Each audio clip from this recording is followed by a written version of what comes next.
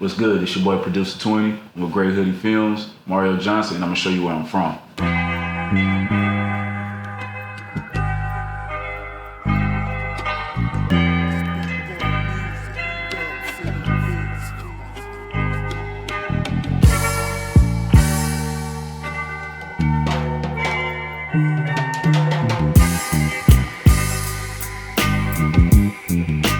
Originally, I'm from Gastonia and Rocky Mount. I always got to put Rocky Mount into it because when I was growing up, I used to go to my pop's house almost every summer.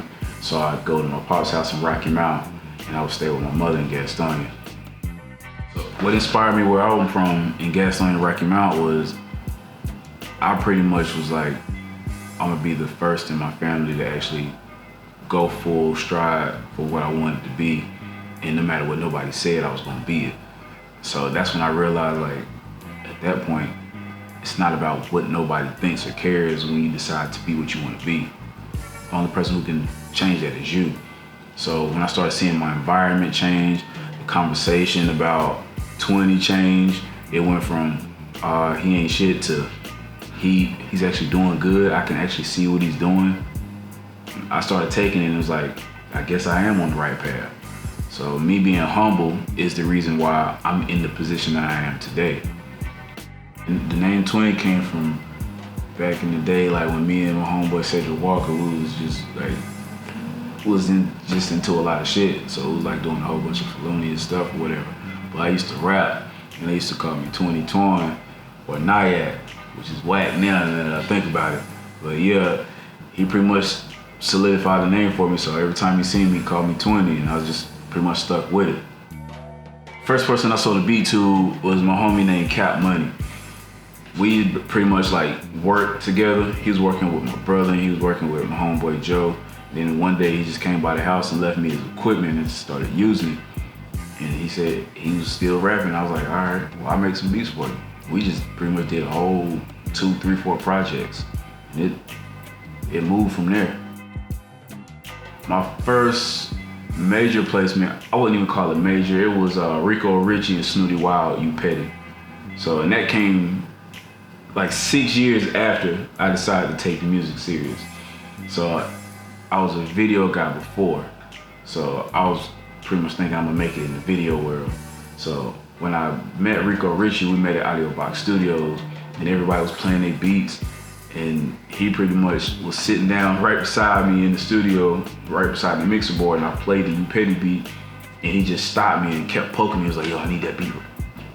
Poking the shit out of me. I was like, hey man, chill out, man. He's like, send me that beat. I was like, all right, yeah. So I sent him the beat, and next thing you know, I heard it. I seen a music video, I seen Rico Richie Snooty Wild on there, and next thing you know, I was like, okay, so this is how it worked. And it pretty much just been moving up from there. When I first met DaBaby, I forgot how I actually met DaBaby. So at the time, he was promoting and doing the music, and he was like promoting like crazy. At the time, I was promoting damn near almost the same exact way. So I ended up in New York doing a behind the scenes video for 50 Cent and Young and May and Uncle Murder. The Thought video. And when I came back, it was like, yo, Babe was like, man, you got time for, I know you got big records out there, but man, make me some beats right quick. And I always like, man, I got you. When I made Walker Texas Ranger, it was, once again, it was one of those easy made beats. And so when he picked it, I was shocked. I was like, really, this is the beat you want?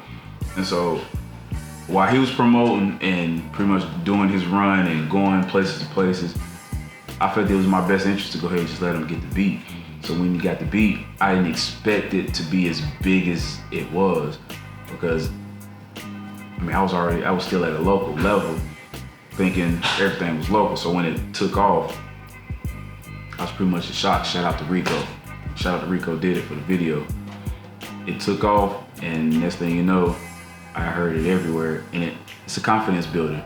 It builds your confidence. It lets you know that you're solidified as a producer, and your beats ain't whack.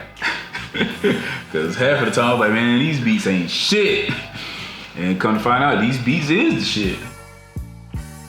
The main thing that I care about when I change the game is I just wanted to be a North Carolina sound, North Carolina, South Carolina. So when you hear that type of beat, you know you can identify that with the Carolinas. When you hear it in California, you know, okay, he made a Carolina beat.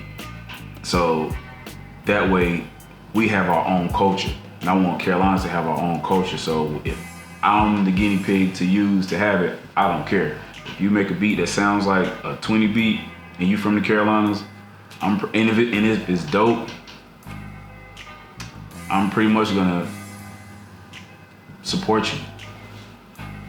So at the end of the day, it's like, why should I beef or be mad at somebody for being influenced by something I created, especially when we're from the same area where we can influence our own state.